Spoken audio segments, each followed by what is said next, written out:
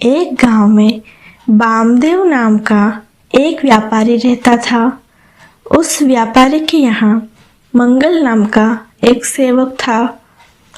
उस सेवक की आयु लगभग 40 वर्ष की थी और राय के यहाँ काम करते उसे 20 वर्ष से अधिक समय हो गया था। गांव में बड़े दिन लगा दिए मंगल, तुम्हें तो 2 दिन पहले आना था, सब ठीक ठाक तो है? राय ने पूछा। हर 6 माह में मंगल अपने गांव जाया करता था।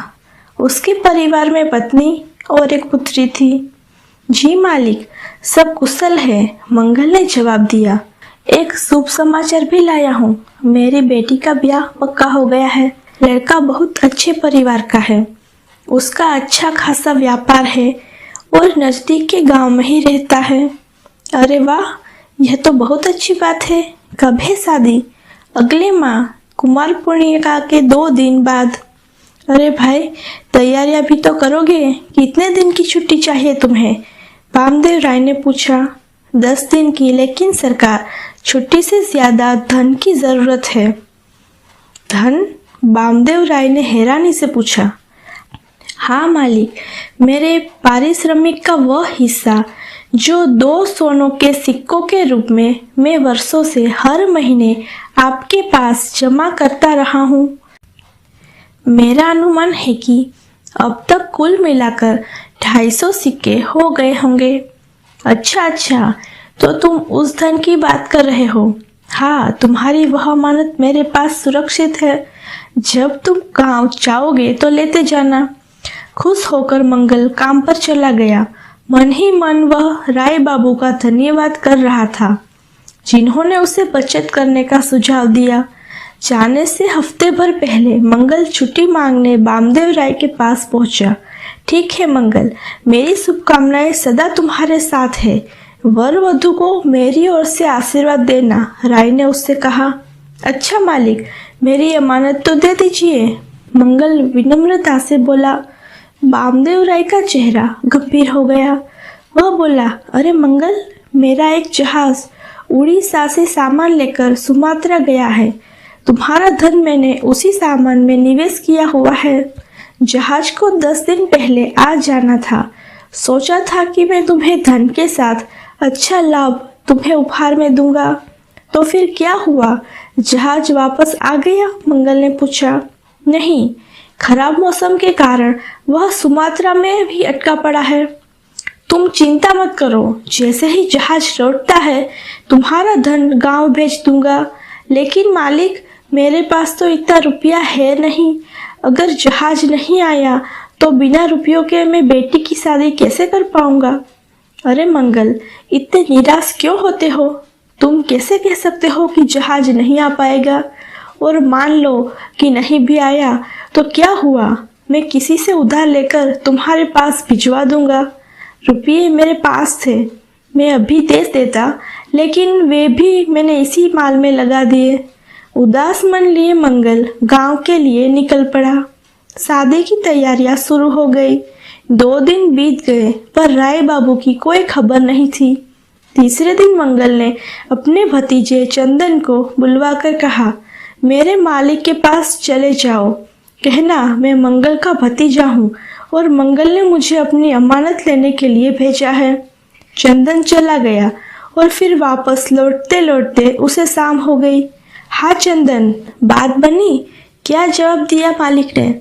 अभी चंदन घर में घुसा भी नहीं था कि मंगल ने पूछा। नहीं चाचा जी, निराशा से चंदन ने उत्तर दिया।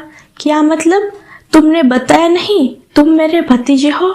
बताया था चाचा जी, राय बाबू बोले। अच्छा हुआ तुम आ गए चंदन, वरना यह बुरी खबर लेकर मैं तुम्हारे ही गांव आने वाला था। मैंने पूछा, क्या बुरी खबर राय बाबू? उन्होंने बताया, वह जहाज जिसमें तुम्हारे चाचा जी का रुपया लगा था, रास्ते में एक भयंकर तूफान से तबाह हो गया। उस जहाज के साथ सारी पूंजी भी डूब गई। मैं बर्बाद हो चुका हूँ। कोई मुझे उधार भी नहीं दे रहा कि मैं मंगल का रुपया लौटा सकूं। पूरी बात सुनकर मंगल लड़खड़ा पड़ा। चंदन ने उसे संभाला। अगले दिन शादी थी। उसके पास कुछ भी नहीं था। ऐसे में कौन उसे उधार देता। मंगल की इच्छा थी कि वह बेटी को 50 सोने के सिक्के दे। यह भी अब सपने जैसा लगने लगा। मंगल सिर पकड़कर रोने लगा। अधमरा होकर वह कोने में बैठ गया और वहीं उसकी आंख लग गई। देर रात उठते ही उसकी नजर अपनी पत्नी और बेटी की ओर गई। वे दोनों शांतिपूर्वक सो रहे थे। वह सोचने लगा, कल जब बारात दरवाजे पर होगी तो वह किस मुंह से उनका स्वागत करेगा। जब दूल्हे और उसके परिवार को उसकी दयनीय हालत के बारे में पता चलेगा तो वे बारात वापस ले जाएंगे, इस रिश्ते को ही तोड़ देंगे। इसके बाद उसकी बेटी से शादी कौन करेगा। अब उसे जीने का कोई अधिकार नहीं है। मंगल ने तय किया कि वह गांव के तालाब में डूबकर अपनी जान दे देगा। जैसे ही वह अपने घर से बाहर निकला, उसे किसी की परछाई दिखी। कौन है वहां? तुरंत उसने पूछा। तभी एक आदमी उसके सामने आ खड़ा हुआ। तुम? मंगल ने हैरानी से पूछा। उसका कट्टर दुश्मन शंकर सामने खड़ा था।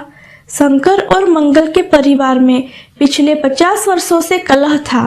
2 बार तो ऐसा भी हुआ था कि दोनों परिवारों में मार पिटाई तक की नौबत आ गई थी। तब गांव के बड़े बूढ़ों ने उनके बीच सुलह कराई थी।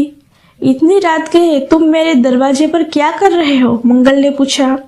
मंगल, मुझे मालूम है तुम कितने परेशान हो, शंकर ने जवाब दिया। तुम्हें किसने बताया कि मैं परेशान हूँ? मैं किसी परेशानी में नहीं हूँ।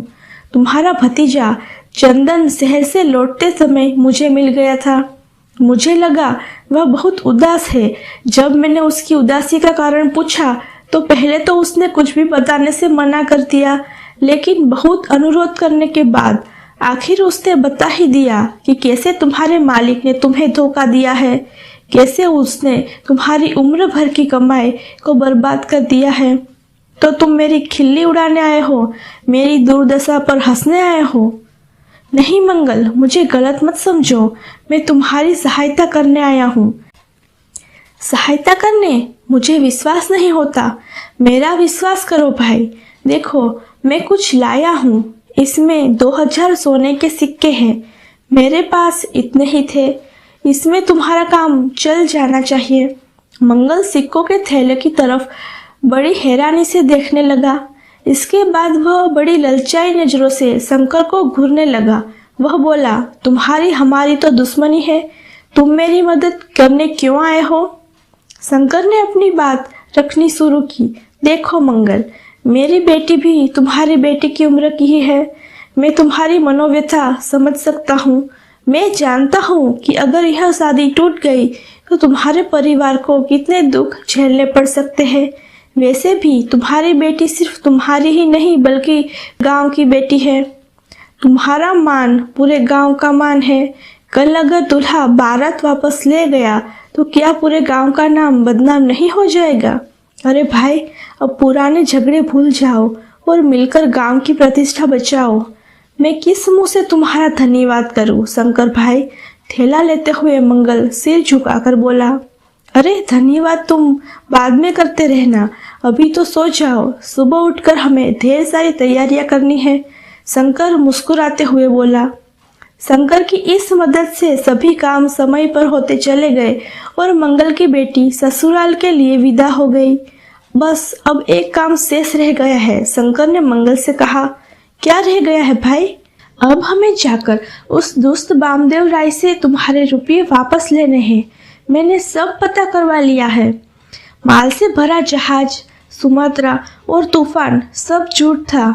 वह धोखेबाज तुम्हारी मेहनत की कमाई को पहले से ही हड़प कर चुका था और तुम्हें मूर्ख बनाने के लिए ही उसने तुम्हारे सामने झूठ का यह पुलिंदा तैयार किया है। शंकर गुस्से से बोला, लेकिन अब मेरी उम्र भर की बचत वापस कैसे आ पाएगी? तुम चिंता मत करो मंगल, मेरा एक संबंधी राजा का अंगरक्षक है। इस मामले में वह हमारी अवश्य मदद करेगा, शंकर ने आश्वासन दिया। मंगल और शंकर दोनों राजमहल पहुंच गए। अपने रिश्तेदार से मिलकर शंकर ने सारी कहानी उसे कह सुनाई। वह स्वयं उनके साथ बामदेव राय के घर चलने को तैयार हो गया। तीनों बामदेव के घर जा पहले तो राजा के अंगरक्षक ने शांतिपूर्वक ढंग से वामदेव राय को मंगल के रुपये लौटाने को कहा। अपने बचाव के लिए राय चालाकी दिखाने लगा, लेकिन जब अंगरक्षक ने उसे जेल में डाल देने की धमकी दी तो तुरंत उसने अपना अपराध स्वीकार कर लिया। वामदेव राय ने मंगल का पूरा धन वापस कर दिया। इसके बाद अंगरक्षक राय को घसीटते हुए राजा के दरबार ले गया।